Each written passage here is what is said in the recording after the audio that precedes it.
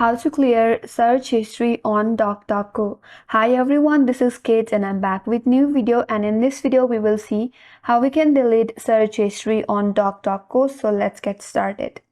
First and foremost, launch the DuckDuckGo application in your mobile device. So as you open it up, now navigate to top right corner and tap on the three vertical line icon.